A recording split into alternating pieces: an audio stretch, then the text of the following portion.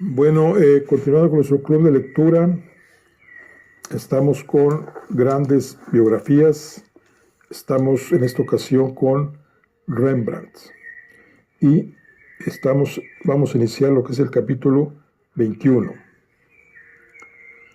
Su señoría de Witt me había enviado una carta muy elogiosa, expresándome su gratitud por los servicios prestados al cuerpo de médicos de la Armada. En agosto de 1667 regresé a Ámsterdam. Alquilé una barca de remos y el barquero me condujo hasta la otra orilla del Ig.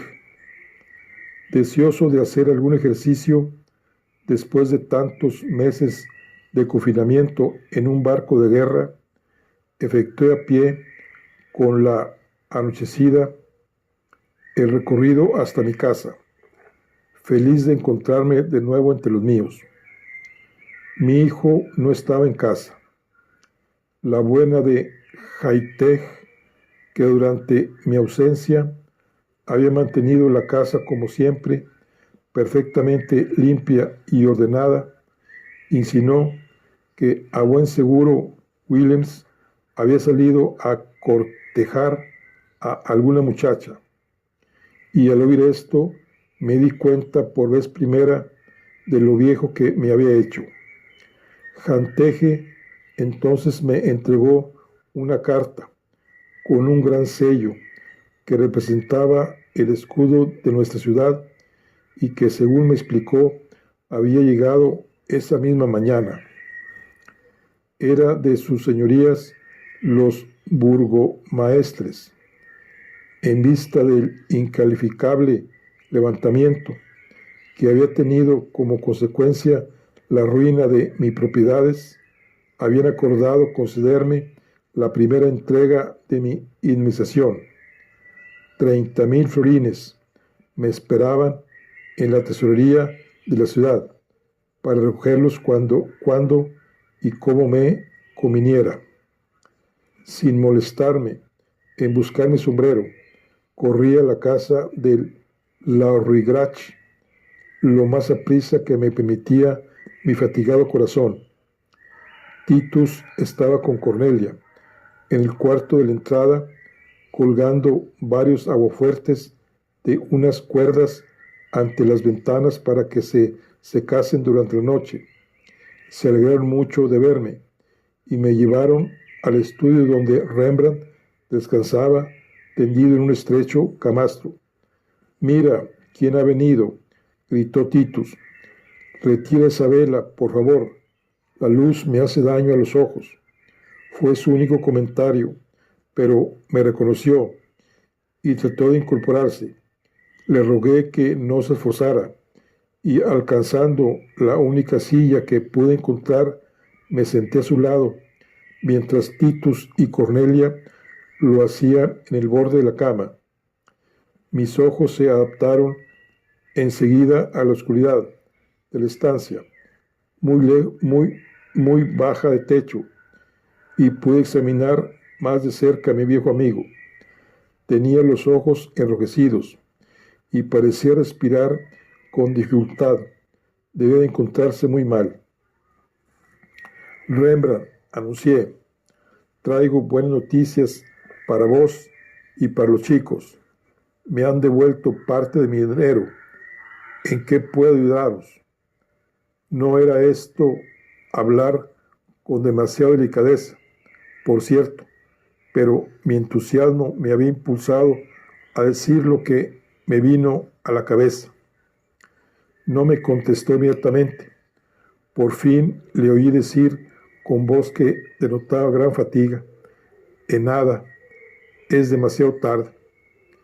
Entonces me di cuenta de lo mucho que había cambiado en los 3 meses que llevaba sin verle, y de nuevo, esta vez con algo más de tacto, volví a explicarle que pronto contaría con dinero suficiente y que quería que él compartiese conmigo mi buena suerte. Permanecimos sentados los 4 largo rato y por fin Rembrandt se decidió a formular un deseo. Si no es pedir demasiado, me gustaría mucho volver a la casa del Rosengrach. Había una luz excelente, mientras que aquí reina tal oscuridad que temo voy a perder la vista si sigo trabajando 6 meses más en un sótano semejante, dijo. Inmediatamente se disculpó. Si no os molesta, me gustaría intentar dormir un poco. Me acuesto, pero paso la mayor parte de la noche despierto y mañana tengo que levantarme temprano. Quiero empezar a trabajar en mi hijo pródigo. Titus cree que ha encontrado comprador. Me tendió la mano, manchada de pintura y algo temblorosa. Por favor, no creáis que no os lo agradezco, me dijo. Os estoy profundamente agradecido, pero me siento muy cansado y hace tanto tiempo que no veo a nadie que no se me dan ya bien las conversaciones. Se cubrió la cabeza con las manos y se volvió la cara a la pared. Estuve charlando unos minutos con Titus y Cornelia antes de regresar a casa. No debéis creer, me dijo Titus, que la situación es tan mala como él se imagina. Por fin he conseguido mi dinero, quiero decir, la parte de la casa de mi padre.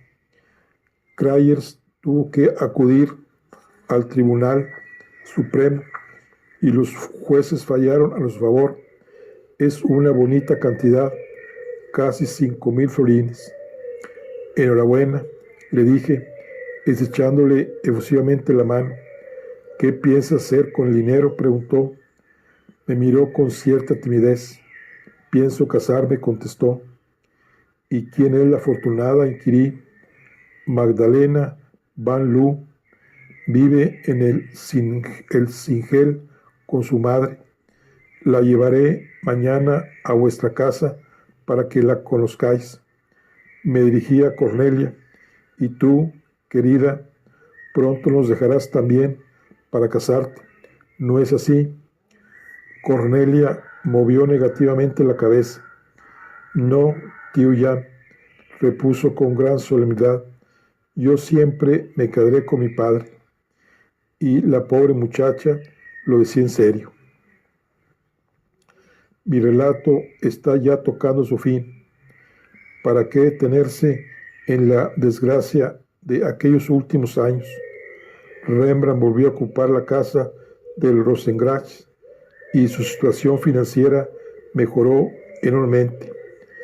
Titus obtuvo sus 5,000 florines y administró con sumo cuidado, casi tacañamente, su fortuna, pues sabía por propia experiencia lo que significaba la pobreza y tenía ya por entonces una esposa a quien mantener. En cuanto a su mujer, cuanto menos hable de ella, mejor.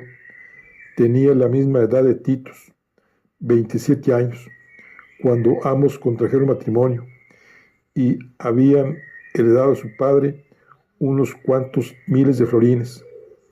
A la muerte de su madre obtendría unos miles de florines más, pero era una persona sin encanto ni personalidad. Toleraba a su suegro, el cual había pintado de ella y de Titus un magnífico cuadro que a ella no le gustaba porque se veía envejecida en él, y trataba con altivez a su cuñada, a quien llamaba bastarda, en cuanto volvía la espalda. ¿Estaba Titus enamorado de Magdalena Van Loo? Nunca pude saberlo. Parecía encariñado con ella, aunque sin estridencias, pero creo que se hubiera casado con la primer mujer dispuesta a enamorarle. Era un hijo sumiso, que quería de veras a su padre y no había dedicado mucho tiempo a devaneos mientras fue responsable del bienestar de la familia. Ahora que por fin podía sostener económicamente a una esposa, sucedió lo inevitable, y lo inevitable puede adivinarse fácilmente por mucho que se desconozca la medicina. Estuve muy ocupado todo el año con el proyecto de construcción de un nuevo hospital. Sin embargo, cierta noche de septiembre del año 1668, Rebecca Williams, la vieja sirvienta que se ocupaba de la casa de Rembrandt después del casamiento de su hijo, me trajo a horas intempestivas una nota firmada por Cornelia. Me rogaba que acudiese urgentemente a casa de Titus, al mercado de manzanas. Su hermano se había puesto enfermo y la cosa parecía de gravedad. Cuando llegué, había perdido tanta sangre que lo encontré desvanecido. Había sufrido una hemorragia interna y comprendí que nada podía hacer por salvarle. Hacia el amanecer pareció recobrarse un poco, pero aquella misma tarde Titus murió. Rembrandt se hallaba presente. Permaneció sentado en un rincón hasta que Cornelia y Rebeca se lo llevaron al Rosengrach. Estuvo enfermo 2 semanas y no pudo asistir al entierro de su hijo. Cuando Cornelia, para animarle, le anunció que Magdalena estaba embarazada, Rembrandt movió la cabeza y se limitó a comentar: otra persona que perderé. Había llegado al límite de su fuerza y de su valor, y él lo sabía, pero al cabo de unos meses pareció reaccionar. Por lo menos intentó volver a pintar, pero cuando permanecía sentado ante el caballete 40 o 50 minutos seguidos, solía quejarse de dolores en la espalda. Intentó hacer algún aguafuerte tendido en la cama, pero sus ojos estaban ya tan débiles que no podían resistir el esfuerzo. Al final se limitaba a ir de un lado para otro en su estudio, un par de horas por la mañana, y luego se volvía a acostar. Rara vez se desvestía. Dormía sin quitarse su vieja blusa manchada de pintura, como un soldado que desea morir al pie del cañón. En el mes de marzo del año siguiente nació su primer nieto. Era una niña y le impusieron el nombre de Titia por su padre. Creímos que le sentaría bien asistir al bautizo y por fin se dejó convencer, pero casi no pudo tenerse en pie durante la breve ceremonia. Y sus manos temblaban de tal modo cuando intentó escribir su nombre que el otro testigo, Franz van Villers, tuvo que ayudarle. Solía visitarle cada 2 días para contarle las últimas noticias y hacerle pasar un rato agradable. Se mostraba cortés y agradecido, pero hablaba poco. En una o 2 ocasiones preguntó por Saskia, como si aún viviera, y a veces mencionaba a Hendrix también. Era una buena muchacha. Sin ella no sé qué hubiera sido de nosotros. Le preguntaba a menudo si deseaba que le leyese algo, pero siempre me respondía que no, que tenía demasiadas cosas en qué pensar. Pero cierta noche, en el mes de octubre de 1669, estando yo a su cabecera, pues no había podido levantarse del lecho en los últimos 15 días, me sorprendió pidiéndome que tomase la Biblia familiar. Me gustaría que me leyeses la historia de Jacobo, me dijo. Podrías encontrar la lucha de Jacobo con Dios. No sabía en qué libro se encontraba. Cornelia creía recordar que en el Génesis. Pasé las páginas hasta descubrir el nombre de Jacobo y leí hasta encontrar el pasaje que parecía deseoso de escuchar. Quedóse Jacobo solo, leí, y hasta rayar la aurora estuvo luchando con él un hombre. Entonces Rembrandt dijo: eso es, continuad. El hombre dijo a Jacobo: déjame ya que me vaya, que sale la aurora. Pero Jacobo respondió: no te dejaré ir si no me bendices. Él le preguntó: ¿cuál es tu nombre, Jacobo? ¿Cuál es tu nombre? Jacobo contestó: este. Y él le dijo: no te llamarás ya en adelante Jacobo, sino Israel, pues has luchado con Dios y con hombres y has vencido. Al llegar a este punto, noté que el enfermo se movía y le miré. Levantaba la mano derecha, se la acercaba a los ojos y la miraba como si se tratase de un objeto extraño que viese por vez primera. Sus labios se movieron y lo hizo susurrar en voz baja: quedóse Jacobo solo. Alguien estuvo luchando con él, pero él no cedió y luchó también. Sí, también luchó, pues así lo quiere el Señor, que luchemos con él hasta rayar la aurora. Y de pronto trató de levantar la cabeza de la almohada, pero no tuvo fuerzas. Sus viejos y nudosos dedos, todavía manchados de tinta y de pintura, cayeron sobre su pecho. Pues has luchado con Dios y con hombres y has vencido, y has prevalecido hasta el fin, solo, pero has prevalecido. Cuando Cornelia me miró con ojos interrogantes diciendo: gracias a Dios que por fin se ha quedado dormido, la cogí del brazo y contesté: gracias a Dios, sí, pues ha muerto. Epílogo de un pariente lejano. Si el doctor Jens hubiese vivido unos años más, habría visto cómo el nombre de Rembrandt van Rijn desaparecía totalmente de la faz de la tierra. Menos de 2 semanas después de la muerte de Rembrandt, en la iglesia del oeste, no lejos de su tumba, recibía sepultura la viuda de Titus, Magdalena van Loo. Cornelia casó el 3 de mayo de 1670 con un tal Cornelius Suchitsov, joven pintor que no pudo ganarse la vida con su arte y que en ese mismo año embarcaba rumbo a Java en el Tulepembur, contratado por la Compañía de las Indias Orientales.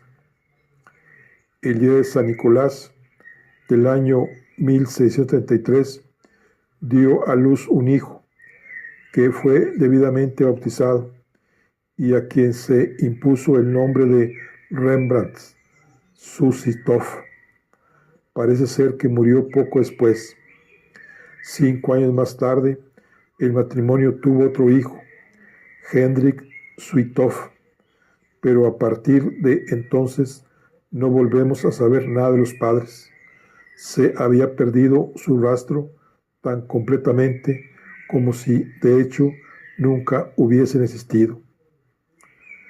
Titia, la hija de Titus y de Magdalena van Loo, vivió algunos años más. Casó a los 17 con el hijo más joven de su tutor, Franz van Vigiler. Tuvieron muchos hijos y sus esquelas aparecen en los libros de la Iglesia del Oeste, que pronto se convirtió en lugar de reposo de cuantos llevaban en sus venas una gota de la sangre de Rembrandt. Pero antes de morir, en el año 1725, Titia habría podido leer el siguiente juicio sobre la obra de su abuelo, en cierta historia de la pintura, considerada como un modelo de buen gusto por todos aquellos que tenían pretensiones de elegancia en los primeros 25 años del siglo XVIII. En sus esfuerzos por alcanzar un estilo maduro, Rembrandt van Rijn solo ha logrado un efecto tan podredumbre. Los aspectos vulgares y prosaicos de un tema eran los únicos que parecía capaz de expresar. Con sus mal llamados tonos rojos y amarillos, dio un ejemplo fatal de sombras tan ardientes que parecen incendios y colores que dan la impresión de extenderse como cieno líquido en el lienzo. El autor de esta pieza de prosa poética era un pintor totalmente olvidado que confesaba humildemente haber intentado imitar la factura de Van Rijn, aunque pronto renegara de aquellos errores y abandonase un estilo basado enteramente en una engañosa ilusión.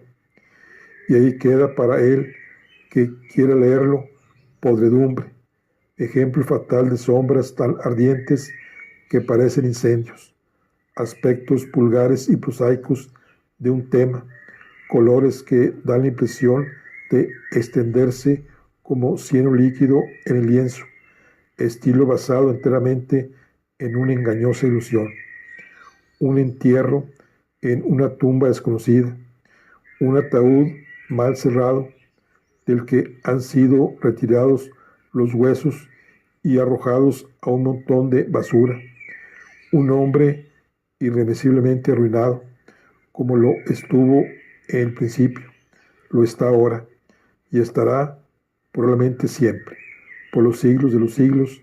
Amén. Hendrik Willem van Loon. Rembrandt F. Bueno, pues aquí concluimos lo que es la vida y obra de este gran personaje, Rembrandt. Aquí terminamos con nuestro club de lectura. Nos vemos en la siguiente.